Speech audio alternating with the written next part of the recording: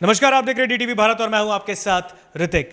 जब से जाप सुप्रीमो पप्पू यादव की गिरफ्तारी हुई है तब से लेकर अभी तक बिहार के सियासत में बयानबाजी का दौर शुरू हो गया। लगातार जो सत्ता पक्ष के नेता हैं और विपक्ष के नेता अपनी अपनी बयानबाजी कर रहे हैं, अपनी अपनी प्रतिक्रिया जो है वो दे रहे हैं पप्पू यादव की गिरफ्तारी को लेकर। आज ही सुबह जब पप्पू यादव के बेटे ने एक वीडियो जारी करके कहा था और नीतीश सरकार से यह मांग की थी कि उनके पिता को, पप्पू यादव को, आखिर किस बिना पे गिरफ्तार किया गया है। क्या उन्होंने सड़क पर उतरकर लोगों की मदद की, कोरोना वायरस के जो मरीज हैं, कोविड के डेडिकेटेड अस्पतालों का निरीक्षण किया, बीजेपी सांसद के घर में एंबुलेंस का भंडाफोड़ किया, क्या उसी का नतीजा मिला है कि पप्पू यादव की गिरफ्तारी हो गई? इसका सवाल अब उनकी पत्नी और कांग्रेस की नेता और पूर्व सांसद रंजीत रंजन ने भी उठा दिया है।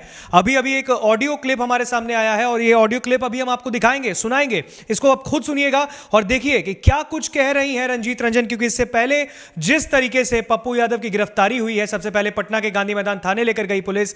पटना के 5 थाने की पुलिस ने पप्पू यादव के खिलाफ वारंट निकाला और उनके घर जाकर उन्हें हाउस अरेस्ट किया गया है। लॉकडाउन का उल्लंघन मामले का आरोप लगाया गया, लेकिन जब लॉकडाउन उल्लंघन का आरोप लगाने के बाद जब उनकी गिरफ्तारी नहीं हो पाई, तब कहीं ना कहीं मधेपुरा से डीएसपी आ गए और मधेपुरा से डीएसपी मनीष कुमार के आने के बाद कार्रवाई चली और 32 साल पुराने साल 1989 का एक किडनैपिंग मामले में पप्पू यादव की गिरफ्तारी कर ली गई। उन्हें मधेपुरा लेके गया। देर रात कल वो मधेपुरा गए, उसके बाद उन्हें सुपौल के वीरपुर जेल में बंद कर दिया गया। उन्होंने ट्वीट करके ये जानकारी भी दी। उन्होंने कहा कि जेल में उनको सुविधा नहीं दी गई है, उन्हें मेडिकल ट्रीटमेंट की आवश्यकता है। उन्होंने मुख्यमंत्री नीतीश कुमार से यह मांग की, उनसे दरख्वास्त की कि उन्हें जेल नहीं भेजा जाए कोरोना काल के इस घड़ी में, इस वैश्विक महामारी में, जबकि उन्हें अस्पताल में रखा जाए, उनका मेडिकल ट्रीटमेंट कराया जाए। लेकिन सरकार ने एक ना सुनी। वीरपुर जेल में बंद है पप्पू यादव। लेकिन उसके बाद से जिस तरीके से बिहार की राजनीति में भूचाल आया है, लगातार जाप के समर्थक, जाप के कार्यकर्ता भी एक दिवसीय धरने पर बैठे। आज पटना में वो जाप के जो कार्यालय है उसके बाहर एक दिवसीय धरने पर सब कोई बैठ गया है। पप्पू यादव खुद भूख हड़ताल पर है और उनके बेटे के वीडियो जारी करने के बाद अब खुद उनकी पत्नी और कांग्रेस की नेता और पूर्व सांसद रंजीत रंजन ने भी एक ऑडियो क्लिप जारी किया है और इस ऑडियो क्लिप में नीतीश कुमार, बिहार के मुख्यमंत्री जो नीतीश कुमार हैं, उन पर उन्होंने जो सवालिया निशान खड़े किए, उन पर हमला बोला और साथ ही साथ कहा है कि ये जो गिरफ्तारी की गई है ये कहीं से भी उचित नहीं है। क्या कुछ कह रही है रंजीत रंजन, आप खुद सुनिए। मैंने नीतीश बाबू से अपील नहीं की है, उनको वार्न किया है। अगर इस तरह की हरकत के बारे में सोचा भी है तो पूरा बिहार उनको माफ नहीं करेगा और इस तरह की तानाशाही हम लोग नहीं होने देंगे। आज पूरा देश शाहीमाम है और इस पैंडेमिक में, इस कोविड में बिहार के क्या हालात हैं किसी से छिपे हुए नहीं है। और एक तरफ मुख्यमंत्री और उनका प्रशासन सारा जोर ये लगा रहा है कि अगर एक व्यक्ति, पप्पू जी, अगर उनकी फेलियर को उजागर कर रहे हैं, जो एक जनप्रतिनिधि का कर्तव्य है, करना चाहिए, और लोगों की मदद करने की कोशिश कर रहे हैं, तो इन्होंने आनन फानन में खोज के 32 साल पुराना केस जिसमें तमाम लोग क्विटल है, तमाम लोग बरी है, और चूंकि इनके वकील को पता ही नहीं था कि इनकी बेल टूटी हुई है, तो सुबह 9 बजे से इनको सबसे पहले तो देखिए घर से अरेस्ट किया गया। पहले बोला गया कि आपने लॉकडाउन का उल्लंघन किया गया है। तो लॉकडाउन का उल्लंघन ऑन द स्पॉट होता है और इस पैंडेमिक में आपको वार्न करके उनको बेल दे देनी है थाने से। आपने 9 बजे से उनको गांधी मैदान में बैठा के रखा और 12 घंटे तक ये बताया नहीं कि आपको किस लिए यहाँ पे रखा गया है। फिर मधेपुरा से टीम बुलाई गई और रात में छोड़ा गया और 4 बजे तक उनको पटना से मधेपुरा से वीरपुर, जो उस जेल की स्थिति ये है कि आप पेपर में खोजिए कि वो बिल्डिंग कभी भी गिर सकती है, उसमें किसी भी कैदी को नहीं रखा जा रहा था। कल पप्पू यादव जी को 3 बजे रात में वहां भेजा गया, जहां एक मच्छरदानी भी नहीं दी गई, जबकि मजिस्ट्रेट ने लिख दिया कि उनको मेडिकल ट्रीटमेंट के साथ रखने की जरूरत है। तो अब आप बताइए मैं क्या कह सकती हूँ। पटना में वो नेगेटिव थे, उसके बावजूद क्वारंटीन करने के बहाने से उनको वीरपुर भेज दिया गया। उनसे पूछिए किस चीज की परमिशन, क्या गलत किया है। वो अस्पताल गए थे, एक पूर्व सांसद भी वहां पे कोविड पेशेंट थे, जो रिलेटिव देखने जाता है, क्या अस्पताल जाना जुर्म था? माना कि लॉकडाउन में आप कह रहे हैं जुर्म था, तो उसका कानूनी क्या आपका राइट है? आप लॉकडाउन उल्लंघन में उनको वार्न करेंगे, 41 के तहत इमीडिएट उनको बेल देंगे और कहेंगे कि आप घर जाइए। दूसरी तरफ, अब मैं नाम नहीं लूंगी, इनके एमएलए ब्रैकेटिंग तोड़ के चले जाते हैं। इनके एमपी आप शादियों में आप 20 और 50 कह रहे हैं, 200 लोग नाच गाना कर रहे हैं। इनके पूर्व मंत्री के घर के अंदर से एमपी लेड की एम्बुलेंस मिलती है, आप उन पे कार्रवाई करते हैं कि पप्पू जी ने उनका पोल क्यों खोल दिया। एक तरफ एक पेशेंट 12,000 रुपए पर किलोमीटर, 12,000 रुपए पर किलोमीटर देकर एम्बुलेंस हायर करता है, उसके बावजूद उसको एम्बुलेंस नहीं मिलती है। एक तरफ आपका सांसद और पूर्व मंत्री अपने घर में 30 और 32 एम्बुलेंस रखता है, उस पे आपने क्या कार्रवाई की? अगर कानून सबके लिए है तो उनके ऊपर एफआईआर क्यों नहीं हुई? वो आज जेल में क्यों नहीं है? जिन्होंने ब्रैकेटिंग तोड़ी वो जेल में क्यों नहीं है? जो आपके बीजेपी और जदयू के एमएलए और जो सांसद है जो अपने लिए कानून तोड़ रहे हैं, उनके लिए आप कार्रवाई क्यों नहीं कर रहे हैं?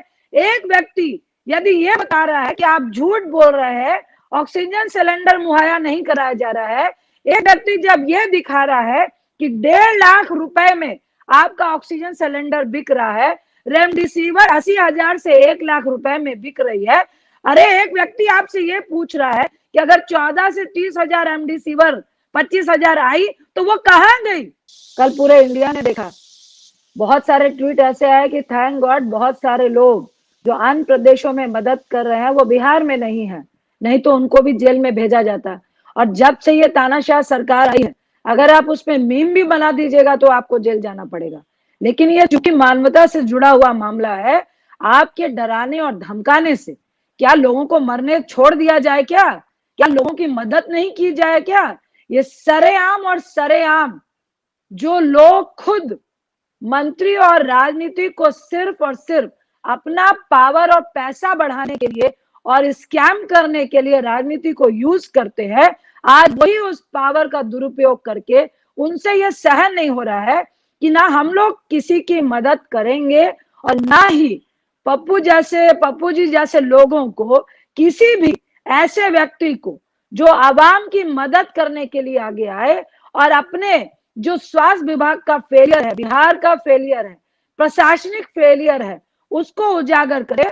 उसके लिए उसको सजा दी जाएगी, उसको जेल भेजा जाएगा, उसको टॉर्चर किया जाएगा, जो उदाहरण उन्होंने बिहार में पेश किया। देखिए, मंगल पांडे जी स्वास्थ्य मंत्री है, तो निश्चित तौर से एज अ स्वास्थ्य मंत्री आप फेलियर है।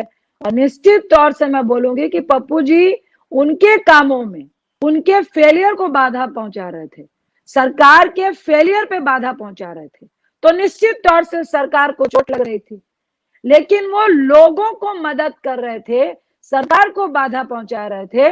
मंगल पांडे ने तो अपना जवाब खुद ही दे दिया, क्योंकि उनके क्रियाकलाप में पप्पू जी बहुत बड़ी बाधा थे। क्योंकि मंगल पांडे एज अ स्वास्थ्य मंत्री और एज अ मुख्यमंत्री नीतीश बाबू और उनके अन्य मंत्री, उनका प्रशासन और स्वास्थ्य विभाग जो कह रहा है वो पोल खोल रहे थे पप्पू जी कि जो आप कह रहे हैं वो झूठ है।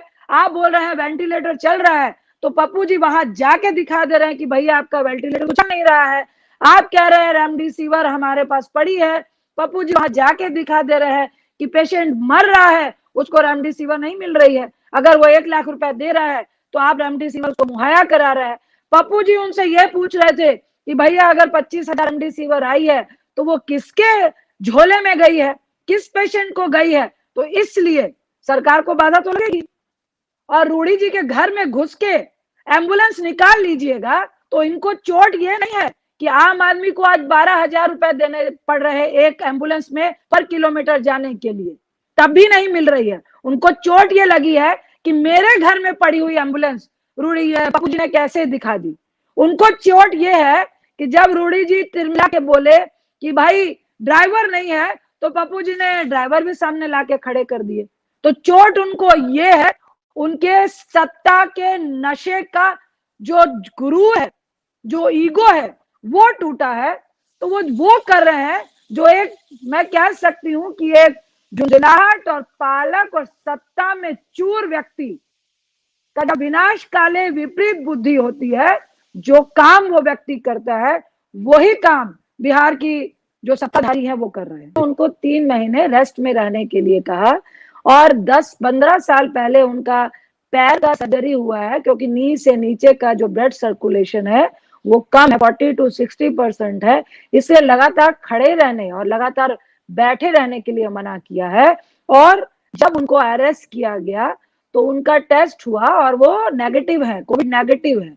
और निश्चित तौर से मैंने सुबह ही एएनआई में बयान दिया था कि जिस तरह की तानाशाही चल रही है, जिस तरह के डराना धमकाना सरकार कर रही है, तो ये पूरा शक जाता है कि ये जेल में बंद करके, जब लॉकडाउन में सुप्रीम कोर्ट ये कह रहा है कि जेल के अंदर के कैदियों को भी आपको रिहा करना है, उनको आप 90 दिन की पैरोल दीजिए, उस कंडीशन में आप एक व्यक्ति का 32 साल पुराना केस खोज के उसको अरेस्ट कर रहे हैं, तो निश्चित तौर से उसमें शक की बूंद आती है, षड्यंत्र की बूंद है। मैंने नीतीश बाबू से अपील नहीं की है, उनको वार्न किया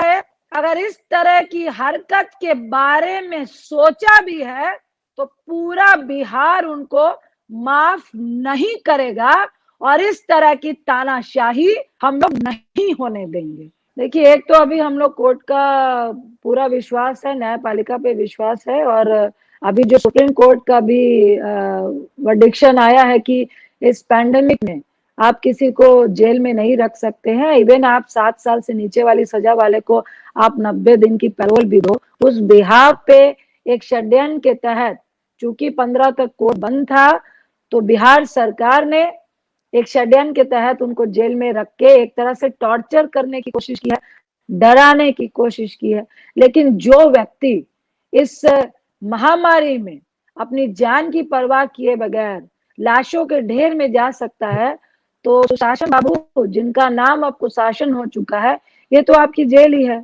आप कितना डरा पाएंगे? मैं एक ही बात कहूंगी कि आप डरा नहीं पाएंगे। और कितने दिन आप झूठ पे पर्दा डाल के रखेंगे, और निश्चित तौर से इसके लिए हम लोग लड़ रहे हैं और बहुत जल्द और भी चीजों का हम लोग खुलासा करेंगे और आप देखेंगे।